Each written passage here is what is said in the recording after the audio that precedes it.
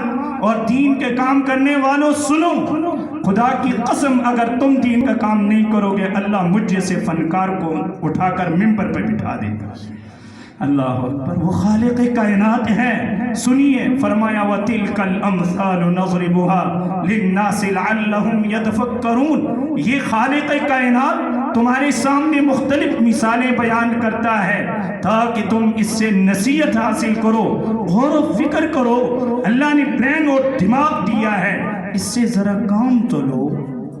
دنیا کے لیے تو ہم بڑا سوچتے ہیں، تو خالق کائنات کی تخلیقات میں بھی ذرا سوچیں، اللہ کی کتاب میں بھی غور و فکر کریں کہ میرے اللہ نے میرے نام جو میسج اور پیغام بھیجا ہے اس میں کیا ہے۔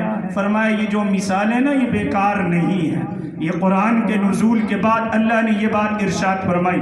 حضرات محترم، سورہ یونس ہے، اللہ تعالیٰ ارشاد فرماتے ہیں اے میرے حبیب کے امتیوں سنو، یا ایھا الناس، اے لوگو۔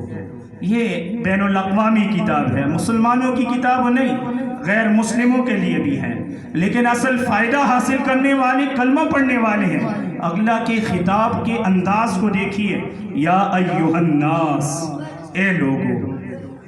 بچوں میری بات سنو، کیا میں کہہ رہا ہوں؟ یا ایھا الناس، یا ایھا الاطفال، اے لوگو، اے بچوں، اور اے خواتین و مرد و حضرات، یہ قرآن قد جاءتکم موعظۃ من ربکم، یہ تمہارے پروردگار کی جانب سے تمہارے نام نصیحت نامہ ہے۔ کیا ہے؟ نصیحت نامہ ہے، آیا ہے جو تمہارے پاس۔ موعظۃ من ربکم وشفاء لما فی الصدور، اور تمہارے سینوں کی بیماریوں کے لیے علاج کا ذریعہ ہے۔ ذرا اس کو پڑھو تو صحیح، نصیحت نامہ بھی ہے، شفا کا ذریعہ بھی ہے۔